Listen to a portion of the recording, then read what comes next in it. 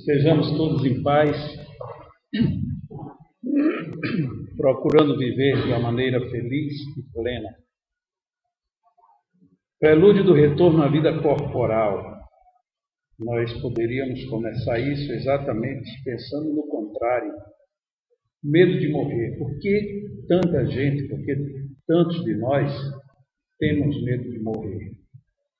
Porque a morte, de uma certa forma, antes que ela chegue, ela é o prelúdio de um retorno para um lugar de onde não nos lembramos muito bem. Não nos lembramos muito bem, mas pelas narrativas que a gente já sabe, tanto espíritas quanto espiritualistas de uma forma geral, a vida do outro lado, ela não tem condições de ser necessariamente pior do que esta. Ainda que durante muitos milênios tivemos pintadas com tintas extremamente carregadas a vida depois da vida, se nós pensarmos um pouco no que seja Deus, na sua bondade e na sua existência, é totalmente inconciliável nós imaginarmos a bondade divina com um sistema em que existiríamos uma vida aqui encarnados para quase que invariavelmente, quase que independente do que a gente faça, a gente ia retornar para um lugar pior do que onde a gente está. Seria mais ou menos como os pais ensinassem os filhos tudo o que era errado, para na hora que eles chegassem para a verdadeira vida de sociedade, eles apanhassem de todo mundo e fossem presos no final. Nós, quando pais, temos o cuidado de dar o melhor aos filhos, mas ainda na nossa ingenuidade, querendo defender os determinados erros ou equívocos que tem lá fora no caso do lar, ainda assim nós nos advertimos, principalmente quanto aos piores problemas.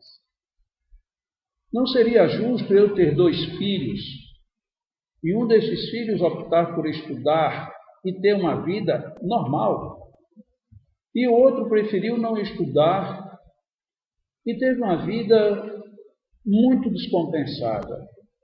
Mas como os 2 eram meus filhos, e já que os 2 foram meus filhos de qualquer jeito, já que eu não vou deixar um nem outro sem a companhia do outro, então vou mandar os 2 para o mesmo lugar. Não faria nenhum sentido isso. O nosso medo de morrer, creio eu, ele tem hoje no nosso psiquismo um vínculo muito maior com o que aprendemos ao longo do tempo do que necessariamente com a ideia que podemos criar, imaginar, crer que venha a ser a ideia divina. O prelúdio da morte, ou prelúdio da volta ao mundo espiritual, é complicado por conta disso. O caso inverso bate numa outra questão. Se daqui nós vamos para lá praticamente sem lembrar nada do que aconteceu, ou do que acontecia, de lá para cá, a lógica aponta que nós voltamos sabendo exatamente o que acontece. Então, nós temos aqui um sistema de reflexões psicológicas que podem necessariamente gerar conflitos. Porque se nós temos, de alguma forma, receio do retorno, e é o que nós vamos ver, não deveríamos ter receio da volta para lá. Por que temos medo de vir e temos medo também de voltar? Nós, quando alguém escapa de algum processo, de algum acidente, algum risco de morte, diz assim, Deus me ajudou, os bons espíritos estavam comigo. E é algo um tanto quanto cheio de contrassenso, porque quase sempre nós nos valemos dos que estão do lado de lá, pedindo a eles para que nos deixem do lado de cá. Mas se quem está do lado de lá gosta da gente, ele vai querer que a gente vá para lá. Meu pai está desencarnado já há alguns anos. Eu já até pedi algumas coisas a ele, eu não sou muito de pedir nada a quem é desencarnado. Mas em alguns momentos da minha vida eu já conversei com meu pai. Mas eu nunca vou pedir a ele para cuidar da minha vida, para deixar que eu continue aqui. Porque eu sei que se eu pedir isso, ele vai dizer, é assim, então venha logo para cá. Porque eu acredito que ele quer minha companhia. E como ele quer me acompanhar e ele está do lado de lá, ele vai lutar para eu ir para lá e não para ficar aqui. Então é muito melhor eu pedir aos amigos que estão aqui que me segurem do que necessariamente pedir a ele que evite de eu ir para lá. Na questão 166 do Livro dos Espíritos, Allan Kardec faz uma pergunta que está totalmente dentro do contexto do que está sendo analisado esses dias aqui no Garimpeiros. Como pode a alma que não alcançou a perfeição durante a vida corpórea acabar de depurar-se? Nessa altura, Allan Kardec já sabia de que nós deveríamos continuar sempre em progresso. E ele queria saber isso. Alguém viveu, morreu, e agora ele vai progredir como? E a resposta dos espíritos é sofrendo a prova de uma nova existência. Eu grifei bem a palavra, o verbo sofrendo, porque aí tanto pode estar implícito uma situação de, não, você vai ter que sofrer para ir para o seu emprego. Sim, mas se eu vou trabalhar e eu gosto do trabalho, isso não é um sofrimento. Então esse sofrimento teria a intencionalidade de dizer, não, você de alguma forma vai ter que ter o esforço para chegar até lá. Por outro lado, também pode, se eu penso que alguém não gosta de trabalhar, quer dizer que na segunda-feira de manhã eu tenho que trabalhar, aí você vai ter que sofrer isso. E aí é um sofrimento mesmo. Os Espíritos estavam dizendo o verbo sofrer aí em que sentido? Acredito que nos dois sentidos, porque aí ficaria aberto para qualquer um raciocinar. Se eu venho para o mundo dos encarnados e venho porque eu preciso depurar-me, uma primeira questão já fica implícita. A depuração, ela se dá de uma forma muito mais consistente enquanto encarnado. Porque se não fosse assim, eu depurava tudo do lado de lá e ficava por lá mesmo. Para que voltar? E aí, para voltar, ele fala sofrendo. Por que sofrendo? Porque parece que quando a gente chega lá e que adquire consciência, percebe que o retorno é muito mais complicado do que a volta. O retorno de lá para cá do que a volta daqui para lá. Apesar de que quando estamos encarnados, nós rejeitamos um pouco a ideia. Nessa questão, Allan Kardec não ficou muito satisfeito. Ele fez 3 subperguntas. Como realiza essa nova existência? Será pela sua transformação como espírito? Percebamos que Allan Kardec estava querendo fazer o processo todo numa estrutura espiritual e não necessariamente material. E a primeira pergunta que ele faz, a 166, é: será então a pessoa viveu e não se depurou? Ele vai se depurar como? Vai ter que sofrer uma nova reencarnação. Bom, mas numa nova existência, ele não é pela transformação do espírito. No fundo, ele estava querendo fazer uma tangência para que tudo se resolvesse no mundo espiritual. Depurando-se, a alma indubitavelmente experimenta uma transformação. Ou seja, o espírito voltou para a mesma situação da questão base, a 166, a depuração. Mas para isso, lhe é necessário a prova de uma vida corporal. Então, para quem está do lado de lá e com a lucidez que aqui vamos ter que acreditar que esses espíritos são espíritos de muita propriedade no que falavam, para eles dizerem que esse depuramento, o ideal é que seja feito no mundo físico, então eles sabem, há um constrangimento e vai ter que passar por ele. Então, apesar de que a gente acha maravilhoso estar encarnado, e quanto melhor a gente está na vida, melhor isso é, parece que lá a coisa é melhor do que aqui. Porque para a gente vir para cá tem que sofrer, e realmente é um sofrimento. Porque se eu me imagino tendo o nível de consciência que eu tenho hoje, cada um de nós aqui, no nível de consciência e percepção que nós temos agora, imaginemos a gente entrar num processo de miniaturização, de expurgo de consciência, para renascer num novo corpo, numa nova família, não sei nem onde, para ter que reaprender tudo, a andar, a caminhar, nascer dente, cair dente, sofrer quedas, e aprender tudo e depois ainda ter que ir para a escola e estudar. Quer dizer, apagou tudo. Veja que constrangimento terrível. Enquanto que quando eu saio daqui para lá, eu levo tudo que eu já tenho aberto, vivo, acordado, e vou ainda ter acesso a outras coisas que estão oclusas, que estão obtidas na minha própria infraconsciência. Então, voltar para lá, em princípio, seria mais simples. Na questão 166b, a alma passa então por muitas existências corporais Parece que aí Allan Kardec estava se dando por vencido com a questão das reencarnações. Isso é muito interessante que a gente perceba, porque muitas pessoas imaginam que a ideia das reencarnações veio da cabeça de Allan Kardec, quando na realidade, uma rápida observação na sequência dessas 3 perguntas, a gente vê que ele não estava muito aberto ainda para a proposta, ele queria entender isso. Então ele diz, a alma então vai passar por muitas reencarnações, muitas existências corporais? Sim, todos contamos muitas existências, ou seja, são os espíritos que estão reafirmando isso. E aí os espíritos ainda levaram para uma situação que era muito vigorosa na época e que ainda hoje perdura. Os que dizem o contrário, ou seja, os que dizem que não existem vidas sucessivas, pretendem manter-vos na ignorância em que eles próprios se encontram. Esse é o desejo deles.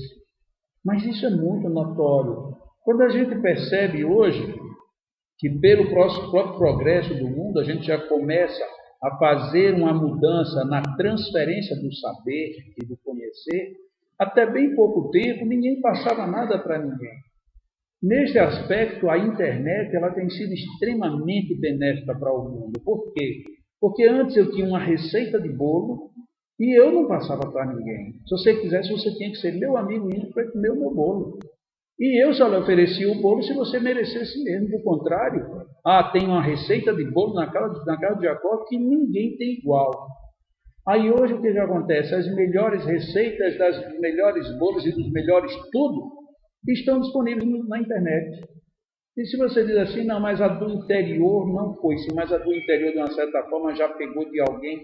A gente nem se dá conta, por exemplo, que no Nordeste nós tivemos uma colonização muito forte de holandeses, de franceses, de americanos.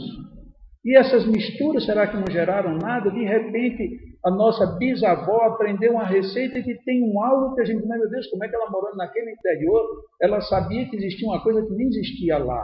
Exatamente por conta do processo de colonização que nós passamos. Mas hoje não precisamos mais dessa colonização. Por quê? Porque já estamos naquilo que se chama aldeia global. Vamos lá na internet, busca-se receitas e vem tudo. Ontem mesmo eu estava na internet e muita gente manda muita coisa para todo mundo, para mim não é diferente. E aí estava lá, a história do bacalhau. Para quem ainda não sabe, eu não como bacalhau de jeito nenhum. Eu fiz um acordo com o bacalhau, dizendo para eles que nem eles jamais iriam fazer palestra espírita e eu jamais comeria eles. E eu estou cumprindo a minha parte e eles também. Então nós temos um acordo bem feito. E estava lá, a história do bacalhau. Eu digo, mas será que eu vou ter tempo de ler a história do bacalhau? É um negócio que nem me interessa. Mas eu resolvi baixar. Eu digo, eu vou baixar, porque no dia que eu não estiver fazendo nada, não sei se vai acontecer isso. Eu vou dar uma lida para saber se eu entendo a história do bacalhau.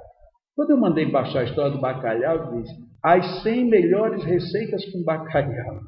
Ou seja, eu não como bacalhau, não gosto do bacalhau, não gosto do cheiro, não gosto de nada do bacalhau, mas lá no meu computador eu tenho receitas, as 100 melhores, não sei quem foi que classificou, eu tenho as 100 melhores receitas de bacalhau, ainda tem a história do bacalhau.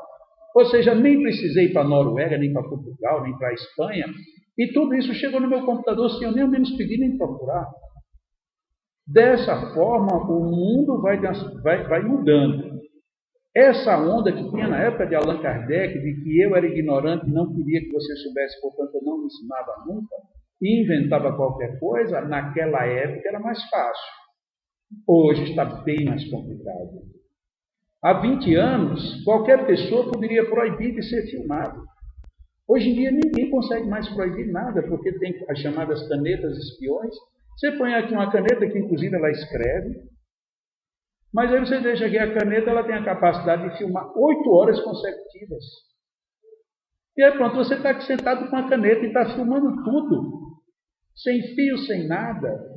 Então, hoje fica difícil a gente manter esse padrão de que a gente tinha que esconder certas realidades. Tinha que estar numa situação complicada. As religiões e as filosofias não reencarnacionistas. Por quê? Porque agora não tem mais como esconder a hipótese da reencarnação. Tudo agora faz lógica. Quando o Dr. Ian Stevenson escreveu o seu livro A Interseção entre a Biologia e a Reencarnação, ele preconizou que em 20 anos a reencarnação seria um artigo dentro da escola da biologia. Artigo comum, corrente. Ele se precipitou talvez porque ele deu um prazo muito curto, 20 anos. Ele estava imaginando que o mundo pensava como ele.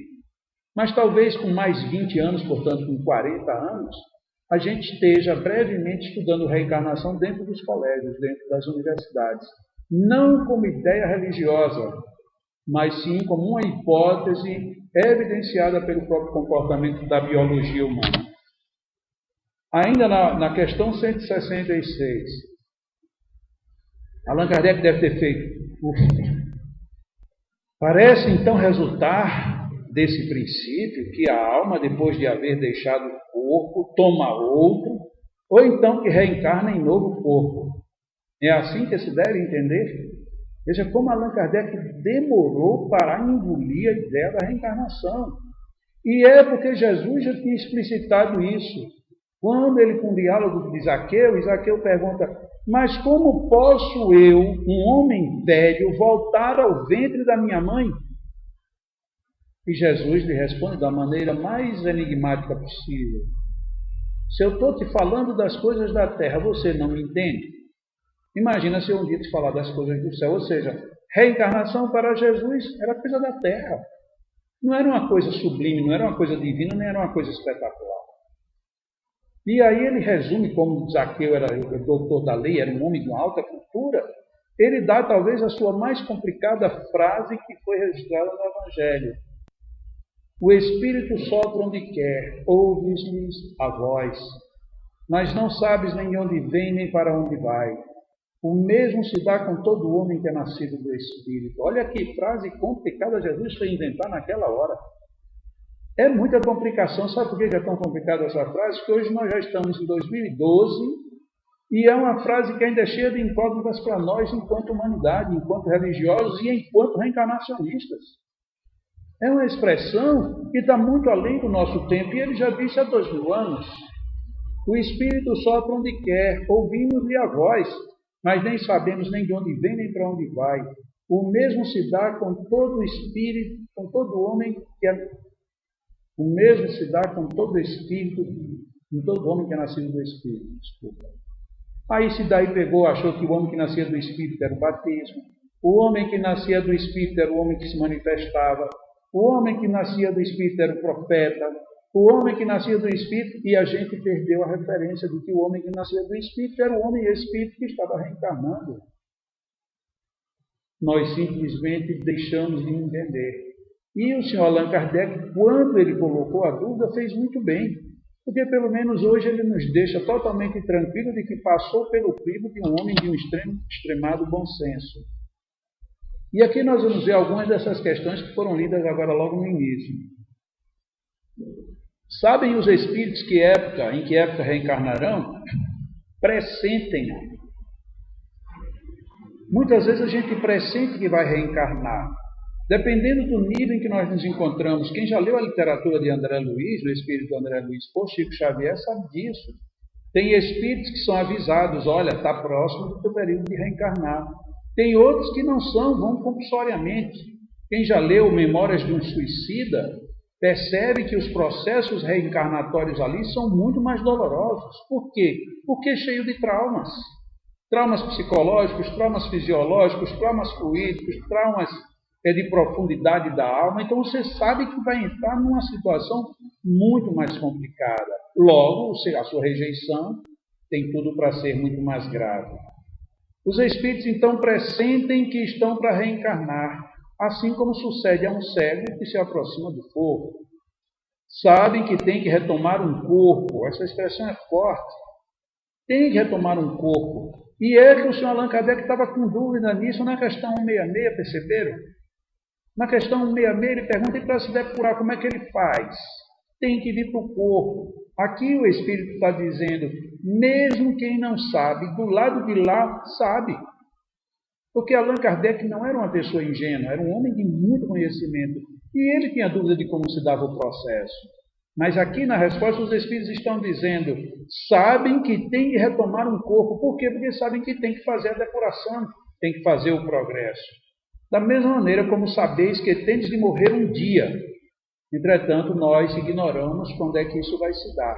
tanto quem vai morrer quanto quem vai renascer. A época precisa nem sempre é tão precisa, pelo menos de uma forma genérica. De uma forma mais pontual, aí sim. No Leão, Lar Espírita Alvorada Nova, a instituição nossa aqui em Parnamirim, nós tivemos um senhor que desencarnou com 104 anos. E ele, até os 104 anos, ele era totalmente lúcido, tinha memória recente, memória antiga.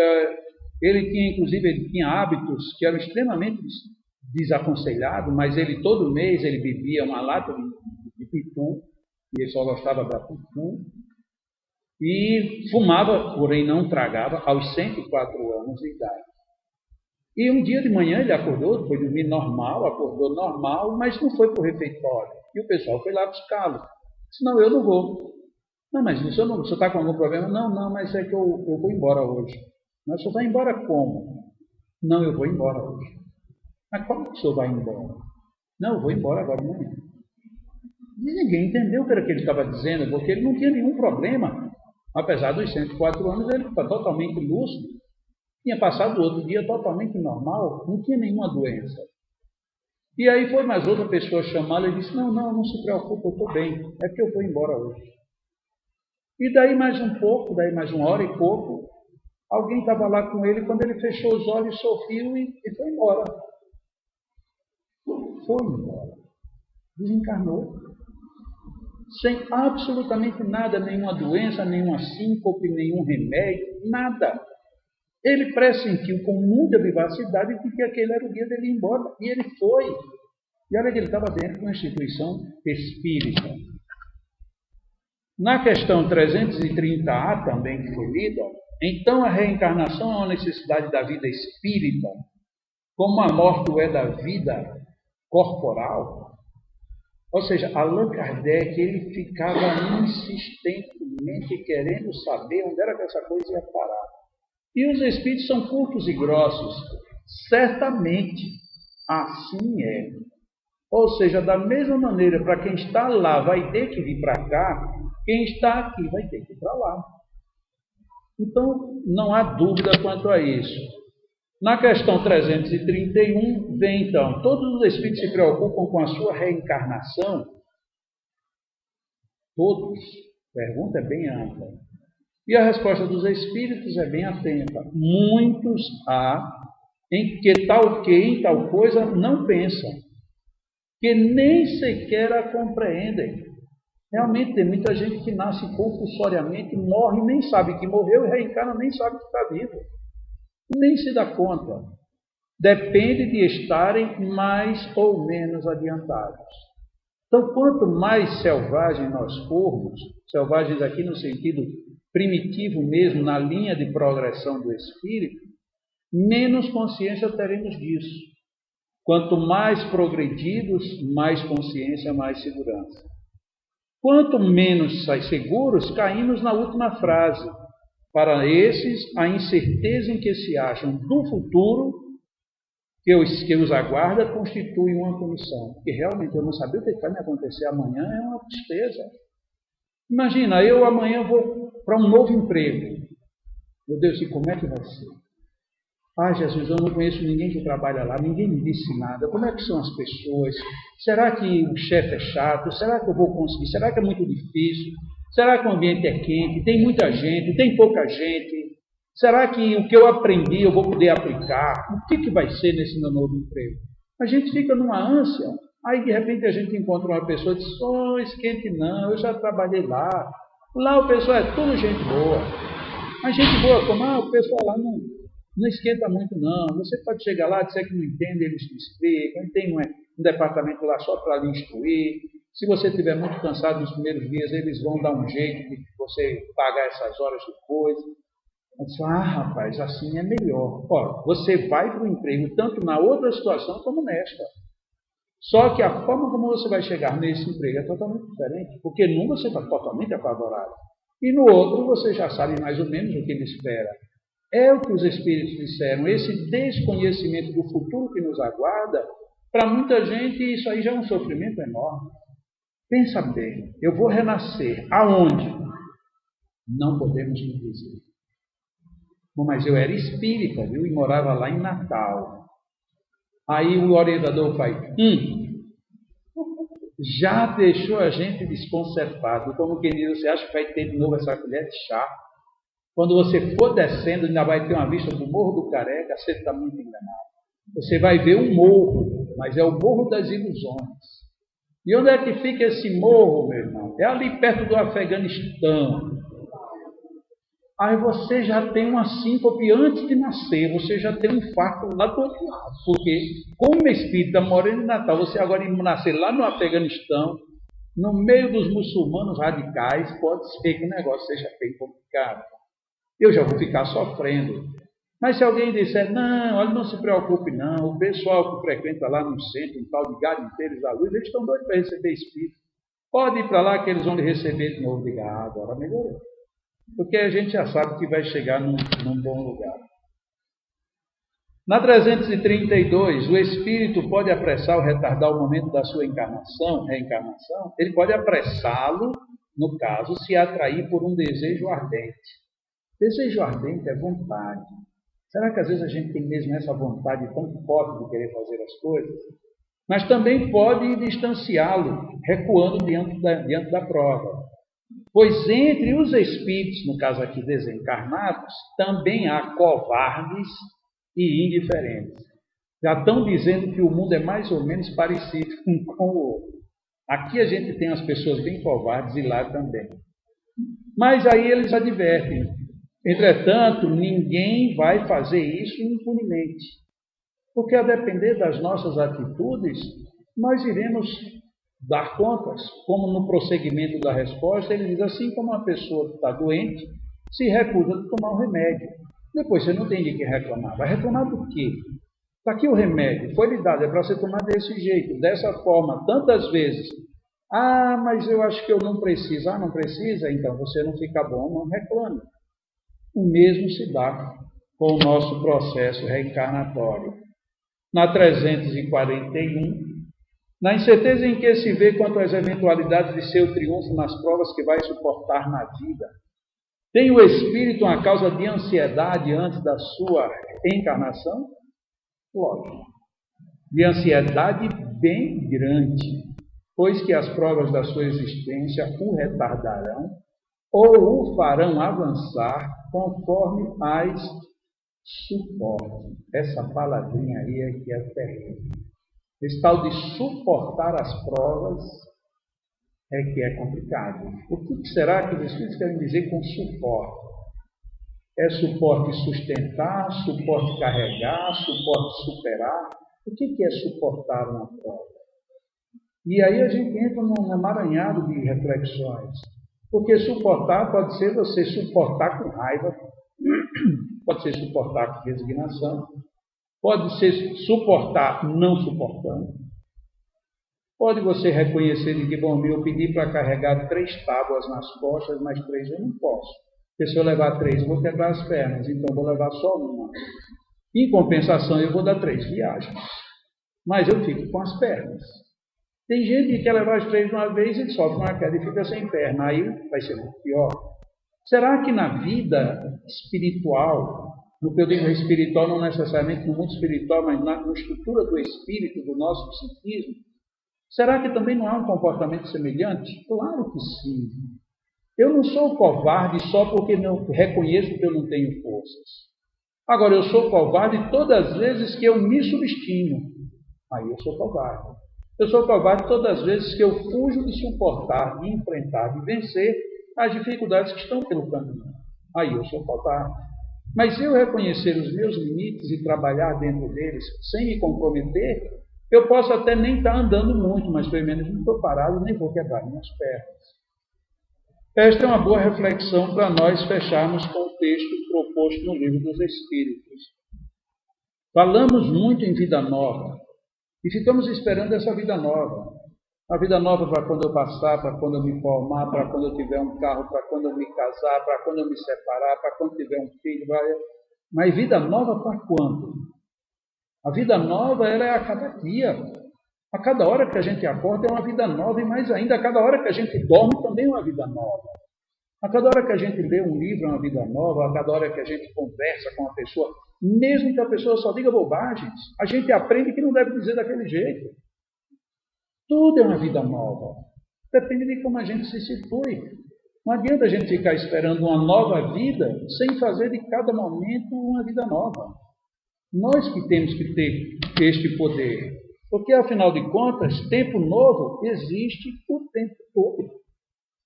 O tempo todo é tempo novo. Não existe um só tempo que não seja novo. Daqui a um segundo, eu não terei dito as palavras que eu disse.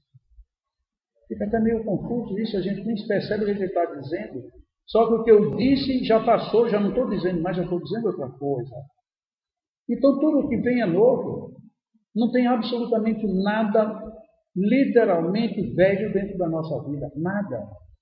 Nem os nossos hábitos, que às vezes a gente diz, mas desde criança eu sou assim. Se você se analisar, você desde criança você tem uma tendência, mas você já mudou muitas coisas.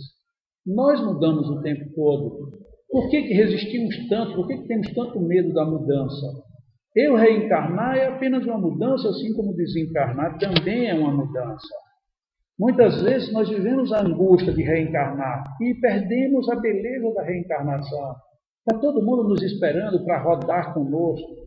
Porque muitas vezes nós estamos presos a quem? A nós mesmos, quando temos todo o mundo para sermos livres. Isso é que é viver. Viver é fazer o exercício de todas essas circunstâncias. Lógico, vamos errar algumas vezes? Vamos. Ninguém faz nada sem errar um pouco. Vamos acertar? Vamos também. Vamos ser mauzinhos em alguns momentos? Vamos. Mas vamos ser bons e bonzinhos também em muitos outros momentos. Será que Deus está anotando apenas as coisas erradas que eu faço e as coisas boas estão indo para onde? Quem está anotando as coisas boas? Será o capeta? Não pode. Se alguém tivesse que cuidar das minhas coisas erradas, eram pessoas inferiores a mim. E se são inferiores a mim, por que eu tenho que dar tanta atenção? Não é muito melhor dar atenção aos superiores? Quando numa classe a gente dá mais atenção à brincadeira com os colegas do que ao que o professor está ensinando, o que acontece com a gente na hora da prova? A gente se perde. Nós temos que dar atenção ao que nos leva a um processo de progressão e não ficarmos presos ao que hoje nos leva lá para trás. A mim tem me preocupado pessoalmente durante um bom tempo que no meio espírita, de uma forma geral, nós temos vivido uma verdadeira onda de negritude no sentido ruim da palavra. A gente está muito, excessivamente preocupado com os obsessores. Olha, a gente tem que se cuidar porque os obsessores, e porque o demônio, e porque os espíritos maus, e porque... Nossa, mas nós temos um anjo de guarda. Nós temos Deus, nós temos espíritos bons. Agora, se a minha sintonia só vai para o lado ruim, o problema é meu, é de sintonia minha. Quando a gente começa só a pensar negativamente, a gente entra numa prisão difícil demais de sair. E aí a gente vê prantos e rangeiros de dentes. Mas quando a gente começa a perceber que o mundo é espaçoso e é livre, a gente aproveita, seja os outros nos cercando, seja a gente até sozinho caminhando. Nós podemos viver intensamente. Depende necessariamente de nós. Fazer da vida um mergulho do céu às vitórias, isso é o que nos compete. Mas muitas vezes nós estamos com tanto medo e não fazemos este mergulho. Está com medo de mergulhar sozinho? Dá a mão ao outro. Vamos juntos. O que a gente não tem que fazer? Unir forças. Unindo forças, unimos coragens, unimos decisões, tudo torna-se mais fácil. Quantas vezes nós precisamos olhar até para os esportes como este, paraquedismo, que é um esporte tão complicado para muita gente, para mim, que é péssimo, eu jamais pularia. Mas por que a gente não imagina que no processo de reencarnação, o grande prelúdio é exatamente nós vamos dar um mergulho, vamos dar um salto, mas não é um chão que nos espera para nós nos espatifar. É um salto que na hora que nós damos, uma força superior começa a nos reter para que a gente desça na velocidade razoável E quando cheguemos ao solo, possamos cumprir tudo o que nós tínhamos para cumprir. Essa é a visão que nós trazemos nesta noite, pegando principalmente, como foi bem visto, os textos do Livro dos Espíritos, como ultimamente eu tenho preferido fazer na grande maioria das minhas abordagens. Porque eu estou meio receoso de que a gente está falando tanto das opiniões de tanta gente, que de repente estamos perdendo a referência do próprio Allan Kardec. Por coincidência, porque eu não prestei atenção na programação e eu não sabia, foram lidas mais da metade das perguntas que nós terminamos trazendo de novo para cá. Mas eu acredito que isso é muito positivo. A gente teve primeiro uma leitura rápida e agora temos uma leitura um pouquinho mais lenta. Mas eu só digo uma coisa, não fiquem satisfeitos com isso. Pegando em casa, Livro dos Espíritos, questão 166 e questão da 330 em diante. Dá para a gente saber direitinho o que nós podemos sentir quando voltarmos. E para isso já vamos nos preparar. Como é que nós estamos nos sentindo no prelúdio também na volta para o mundo espiritual. Porque não tenhamos dúvidas, todos nós aqui, sem exceção, todos nós iremos para o lado de lá. E eu dou uma sugestão, preparem-se bem. Não acreditem nessa coisa de ir para o umbral que não tem futuro. Não tem futuro. Pensem assim, eu vou para o mais alto paraíso, porque se não der para chegar lá no alto, se você ficar no meio, você já levou vantagem. Porque se pensar de descer para ir para o umbral, isso não dá chapéu para ninguém não. Vamos pensar bem, vamos fazer da vida o melhor que nós pudermos, vamos fazer da vida esse mergulho. É um mergulho que é do céu para as nossas vitórias, porque estamos aqui para quê? Para nos depurarmos. Se fizermos isso, teremos cumprido aquilo a que nos propusemos. Muita paz para todos, um bom feriadão, e que agradeçamos a Deus pela vida vivendo em equilíbrio e harmonia.